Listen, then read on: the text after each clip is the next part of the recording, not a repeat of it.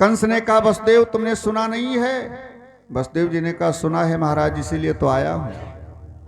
आकाशवाणी ने देवकी की 8वीं संतान को मारने के लिए कहा है। 8वीं संतान तुमको मारेगी, लेकिन महाराज मैं प्रतिज्ञा करता हूं नंबर 1 से लेकर नंबर 8 तक जितनी भी देवकी से संतानें होंगी सब ला करके तुमको दूंगा। उन संतानों को मारना, लेकिन देवकी को छोड़ दो। कंस ने कहा शर्त है। क्या शर्त है महाराज? जब तक देवकी से 8 संतानें नहीं हो जाती तब तक जेल में रहना पड़ेगा। वसुदेव ने कहा मंजूर है साहब। हथकड़ी बेड़ियां डलवा करके देवकी वसुदेव को कारागार में डाल दिया। सुखदेव जी कहते हैं परीक्षित, समय आने पर कालांतर में देवकी जी के प्रथम पुत्र का जन्म हुआ। वसुदेव जी शर्त के अनुसार, प्रतिज्ञा के अनुसार प्रथम पुत्र को लेकर के आए, कंस को दिया। कंस के दिल में थोड़ा दया आ गई। कहते हैं कि पूर्व जन्म के पुण्य कुछ उदय हो गए कंस के, जिससे कंस को दया आ गई बालक के ऊपर। हमारे मन में दया का भाव जब आता है तो समझ लो हमारे पिछले जन्म के पुण्य उदय हुए हैं। हमेशा दया अपने हृदय में कूट कूट करके भरने का प्रयास करना चाहिए। कंस दया दिखाता है थोड़ी, महाराज ये पुत्र पहला है ना, ये मेरा शत्रु नहीं, 8वां होगा तब लेकर आना, ले जाओ इसको, इसने क्या बिगाड़ा मेरा। वैसे ये गर्ग संहिता में लिखा हुआ है। बाद में नारद जी आए, समझाया कंस को, वो कमल का फूल दिखा करके उल्टी सीधी 1 से 8, 8 से 1 गिनती गिन करके और ऐसे बहका दिया कि सारी संतानें तुम्हारी काल हो सकती हैं। तो कंस ने बुलवा करके मार दिया। लेकिन भागवत में ऐसा लिखा है कि वसुदेव, कंस ने छोड़ा नहीं है। जैसे वसुदेव जी पुत्र को लेकर पहुंचे, कंस ने पकड़ा पुत्र को और पटक करके मार दिया। ऐसे देवकी के 6 पुत्र मारे कंस ने। 7वां गर्भ आया। शेष जी बलराम जी के रूप में आने वाले हैं। भगवान ने योग माया को बुलाया और योग माया से कहा सुनो, ये मामा जी किसी को छोड़ते नहीं है, सबको मार रहे हैं। इस बार हमारे अंशावतार शेष जी बलराम के रूप में आने वाले हैं। जानती हो कंस उनको भी मारने का साधन करेगा। पहले ही कुछ गड़बड़ न हो जाए, इसलिए तुमको देवकी का 7वां गर्भ खींचकर रोहिणी के गर्भ में पहुंचाना है, जहां बलराम जी का जन्म होगा। और सुनो, भादों का महीना होगा, कृष्ण पक्ष होगा, चंद्रमा रोहिणी नक्षत्र में होगा, अष्टमी तिथि होगी, बुधवार दिन होगा। तब देवकी से 8वीं संतान के रूप में जेल के अंदर मेरा जन्म होगा मथुरा में। मैं मथुरा में जन्मूंगा और तुम गोकुल में यशोदा से जन्म ले लेना। तुम मथुरा आ जाना, हम गोकुल आ जाएंगे, फिर कंस को मारने का साधन किया जाएगा। और भगवान नारायण ने कहा देवी, अगर तुमने ऐसा किया तो संसार में तुम्हारी बड़ी पूजा होगी कलयुग में। कलयुग के लोग तुमको कई रूपों में मान करके बड़ी भव्य पूजा करेंगे। काली, दुर्गा, चंडिका, अंबा, भवानी, कात्यायनी, ब्रह्मचारिणी, अनेक नामों से तुम पूजी जाओगी कलयुग में। ऐसा वरदान दिया भगवान ने। अब जन्म लेने का साधन किया। 7वां गर्भ तो योग माया ने रोहिणी के गर्भ में पहुंचा दिया। भाद्रपद के शुक्ल पक्ष की एकादशी तिथि को बलराम जी का जन्म हुआ रोहिणी से। लेकिन एक विशेषता समझें, बलराम जी ने जन्म लिया तो नेत्र बंद किए हैं, नेत्र नहीं खोल रहे हैं। धीरे धीरे 1 दिन के हुए, 2 दिन के हुए, 4 दिन के हुए, आज 5 दिन के हुए। पूर्णमासी का दिन आ गया, नेत्र नहीं खोले। यशोदा को बड़ी चिंता है। यशोदा ने सोचा बालक अंधा तो नहीं है, आंख क्यों नहीं खोल रहा। पूर्णमासी का दिन आया, पूर्णमासी मैया का व्रत किया यशोदा मैया ने। पूर्णमासी मैया को हाथ जोड़कर निवेदन किया, मां मेरा बालक 5 दिन का हो गया, आज नेत्र क्यों नहीं खोल रहा, अंधा तो नहीं है। पूर्णमासी मैया ने बताया, यशोदा तेरा लाला अंधा नहीं है, फिर आंख क्यों नहीं खोल रहा है? ये एक साल तक आंख नहीं खोलेगा, 1 वर्ष के बाद आंख खोलेगा। जब भगवान कन्हैया अवतरित हो जाएंगे, जन्म ले लेंगे, तब ये नेत्र खोलेगा, क्योंकि तेरा पुत्र कोई साधारण नहीं है। ये जानता है कि 1 वर्ष के बाद भगवान आने वाले हैं। तो जब भगवान आने वाले हैं तो सबसे पहले इन आंखों से इस माया रूपी संसार को क्यों देखूं? सबसे पहले भगवान का दर्शन करूं। जन्म के बाद सबसे पहले भगवान का दर्शन करूं, इसलिए नेत्र बंद किए हैं। 1 वर्ष के बाद नेत्र खोलेगा, फिर खोले रहेगा। हाँ, सबसे पहले भगवान का दर्शन करेगा। यशोदा मैया को शांति हुई, धीरे धीरे समय बीता। देवकी मैया ने गर्भ धारण किया, 8वां गर्भ धारण किया। एक जगह कोई पूछ रहा था, यहां नहीं कहीं दूसरी जगह की बात है, और कई लोग ऐसा पूछा करते हैं, महाराज जी क्या भगवान भी किसी के गर्भ में जाते हैं? भगवान क्यों जाएंगे गर्भ में? जहां मलमूत्र का ढेर लगा हुआ है, ऐसी गंदगी में भगवान क्यों जाएंगे?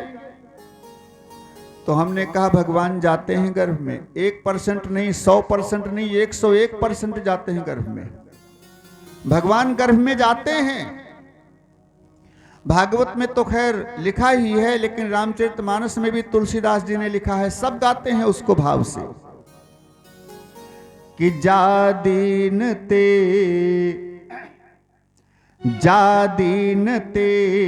हरि गर्भ ही आए, जा दीन ते हरि,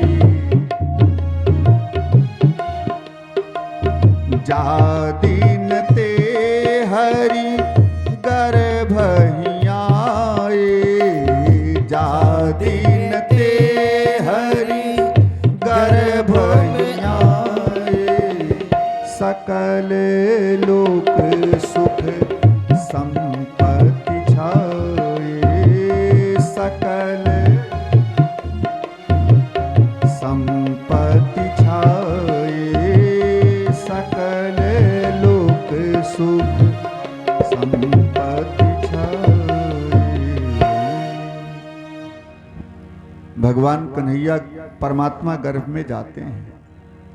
भगवान राम गर्भ में आए हैं क्योंकि वेद का सूत्र है, अणु रड़ियान महतो महियान, माने अणु से भी कोई छोटी वस्तु है।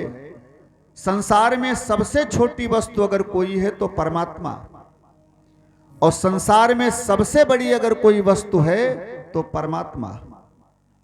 जैसे हाथी के गले में बंधे हुए बहुत बड़े घंट की आवाज को परमात्मा सुनता है, और चींटी के पैर में बंधे हुए घुंघरू की आवाज को भी परमात्मा सुनता है। अच्छा, तो कितनी छोटी चींटी, कितना छोटा उसका पैर, तो कितने छोटे घुंघरू होंगे, तो उन घुंघरुओं की कितनी भयंकर आवाज होगी, है? तो चींटी के पैर के घुंघरू की आवाज सुनने के लिए भगवान को आना पड़ता होगा, कान लगाकर सुनना पड़ता होगा। तो संत कहते हैं ना, सुनना नहीं पड़ता है, आना नहीं पड़ता है। क्यों? क्योंकि चींटी के अंदर भी वही बैठा हुआ है, चींटी के अंदर भी वो बैठा हुआ है, सर्वत्र वो बैठा हुआ है। जब सब जगह वो बैठा हुआ है तो क्या कौशल्या के अंदर नहीं था, देवकी के अंदर नहीं था? ईश्वर अंश जीव अविनाशी, ईश्वर का अंश तो पहले से बैठा हुआ है शरीर के अंदर, हैं? ईश्वर का अंश पहले से बैठा है शरीर के अंदर। अब अंतर इतना है, जिसके गर्भ से जन्म लेना है तो थोड़ा अपने अंश को ज्यादा विस्तार कर दिया, अपना तेज थोड़ा ज्यादा प्रखर कर दिया, बढ़ा दिया, हैं? बाकी बात सब वही। ईश्वर पहले से बैठा हुआ है, इसलिए भगवान को आना जाना नहीं पड़ता है, सबके अंदर बैठे हुए हैं। इसलिए भगवान आते हैं गर्भ में, 100% आते हैं, 101% आते हैं।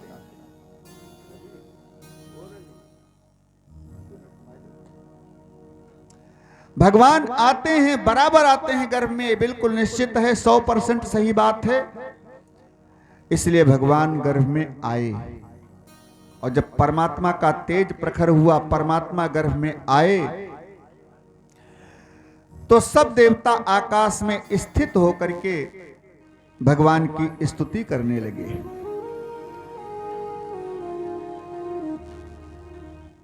भगवान की स्तुति करने लगे, गर्भ स्थित परमात्मा की स्तुति करने लगे। ये भागवत जी के 10वें स्कंद के दूसरे अध्याय का नाम व्यास जी ने रखा है गर्भ स्तुति। देवताओं ने भी गर्भ की स्तुति किया है आकर के। क्यों देवताओं ने गर्भ स्तुति क्यों किया? जबकि गर्भ को लोग निकृष्ट बताते हैं, बेकार बताते हैं, फिर भी गर्भ की स्तुति कर रहे हैं। तो सुखदेव जी कहते हैं कि भगवान का जिससे संबंध हो जाता है, वो चाहे गर्भ ही क्यों न हो, वंदनीय हो जाता है। निंदनीय वस्तु भी वंदनीय हो जाती है जिसका भगवान से संबंध हो जाता है? एक बार गर्भ जी महाराज रोते रोते भगवान नारायण के पास गए। भगवान ने कहा, कौन हो? कहा, हम गर्भ जी हैं। क्यों रो रहे हो? क्यों रो रहे हो? क्या कष्ट है? गर्भ जी ने कहा, प्रभु डंडा लेकर पूरा संसार हमारे पीछे पड़ गया है। 5 मिनट का भी समय किसी व्यास को मंच पर बैठकर बोलने का मिलता है तो एक बार जरूर कहता है श्रोताओं से कि भैया ऐसा काम करो कि दोबारा गर्भ में न जाना पड़े। अगर हम इतने खराब थे कि लोग मेरे में जाने से डरते हैं, इतने खराब थे तो तुमने बनाया क्यों? मेरे को बनाया तो तुम ही ने। भगवान ने कहा, ये गर्भ जी चिंता मत करो, सारी दुनिया को निंदा करने दो, लेकिन जब हम तुम्हारे अंदर आएंगे, जब हम तुम्हारे में आएंगे तो सारी दुनिया ही नहीं, देवता भी तुम्हारी वंदना करेंगे, गर्भ की वंदना करेंगे। इसलिए इस अध्याय का नाम ही व्यास जी ने रख दिया गर्भ स्तुति। गर्भ की स्तुति, जबकि गर्भ स्थित भगवान की स्तुति करने आए हैं, लेकिन यहां व्यास जी कहते हैं गर्भ की स्तुति कर रहे हैं कि धन्य है ये गर्भ, निंदनीय गर्भ आज वंदनीय, क्योंकि भगवान से संबंध हो गया। सब देवता स्वागत करते हैं, भगवान से प्रार्थना करते हैं, जल्दी आओ प्रभु। हम सभी लोग मिल करके थोड़ा भगवान का स्वागत गान करें। भगवान आने वाले हैं, इसलिए स्वागत करते हुए भगवान को बुलाने का प्रयास करें। सभी लोग मिलकर के स्वागत गान करेंगे। स्वागतम कृष्ण शरणागतम कृष्ण, स्वागतम कृष्ण शरणागतम